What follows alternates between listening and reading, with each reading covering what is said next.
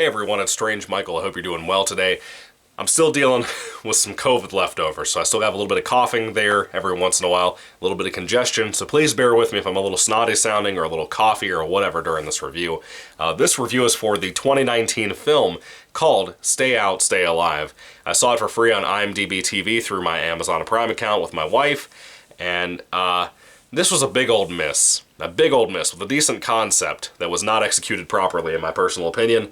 I was a little let down with this. I've been watching this for like a week, trying to get through it, and where I've been out with COVID, I wanted to read more than actually watch movies and stuff. I just couldn't get the attention span to stay with movies, so I was reading instead.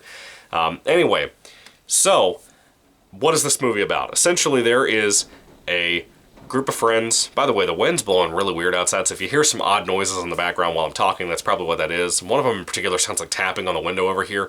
Anyway, a group of friends go out to go camping, and they happen to go out into an old mining area where it's an Indian burial ground and that kind of thing. And it used to be a mining area during the gold rush days, like I said. And while they're out there, they're camping, and one of the girls, mainly, I assume you could call her the main girl, she happens to be walking around in the dark, and she falls down into a pit, which turns out to be one of the holes the miners used to go down into. Badly designed mining tunnel, whatever you want to call it. Why did they decide to dig one straight down in the ground? I don't think there was many mining things like that back in the day. I thought they just kind of went straight through as much as they could. Maybe I'm wrong. But anyway, she falls down in there pretty hard, too. And a boulder lands on top of her leg. Not a massive one where it would, like, amputate it, but it's heavy enough that nobody can move this thing. Eventually, the other friends stumble across her, and while they're down there, they happen to find shards of gold in the walls and stuff. And it kind of goes from being a regular drama to kind of a little bit of a thriller, and eventually a little bit too much of a supernatural twist for my personal take on it. I'm not super thrilled with that part. That's not a big spoiler either. It's kind of about the good 30 minutes of the hour-and-a-half long movie itself where you kind of realize this is going a little bit of a supernatural route, but not the way you would think. It's not like a haunted mine or anything like that. I don't know. It's a bad movie. Let me just put it at that. The concept is cool. I like the setup. It's the execution that doesn't really pull through for me.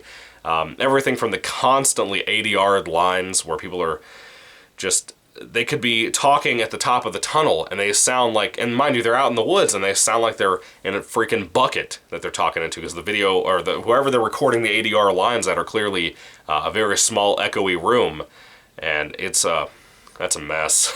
It's a big mess right there. There's some CGI in the film, and some of it's good, some of it's really solid, actually, and a lot of it can be bad. There's not a ton of it, but there's a little bit of it in here.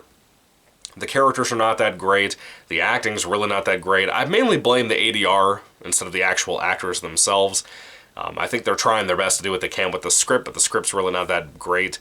There's a couple of twists in here that are pretty good, actually. Pretty solid twists, as a matter of fact. I was kind of surprised. And with the director himself working on, the director and writer, he had worked on some Star Wars films and some stuff like that, I guess with the digital stuff, some CGI stuff, I assume. Maybe some kind of special effects work, I don't know. But some of that stuff pays off here, in my opinion. Anyway, there's really not much to be said about this movie. It's forgettable, completely forgettable, and it's kind of sad, too. I wanted to really like this. The concept sounded great when I was first reading about it. It just really doesn't pull through like it should.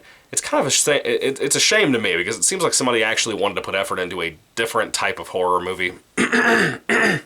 For me, I think that this was originally in concept supposed to be more of an artsy-fartsy art house type of thing, and I think it just didn't go that route. I think that the editing kind of killed a lot of that. The editing, in my opinion, is really choppy. I mean, it's a sloppily put-together movie, which is sad, because it seems like whoever put this together was trying his best to do something nice or different, and it really didn't pay off, frankly.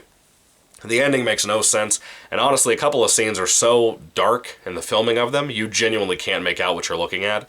And that's a big issue. You know, reminds me of the old Alien vs. Predator Requiem days. But anyway, that's pretty much my thoughts on Stay Out, Stay Alive. Do I recommend it? Absolutely hell no. Do not waste your time on this stupid movie. It's so bad. It has no real reason for you to check it out. It tried, and it failed. Big time it failed, and I hate that. It's an indie film. It's a shame. That's a really big shame. This feels like a movie that would have come out in like the 2004, 2005 era, like the Fog remake and stuff. Anyway, what are your thoughts on Stay Out, Stay Alive if you've watched this piece of trash? I'm sorry if you did, because I feel bad that I wasted time on this too.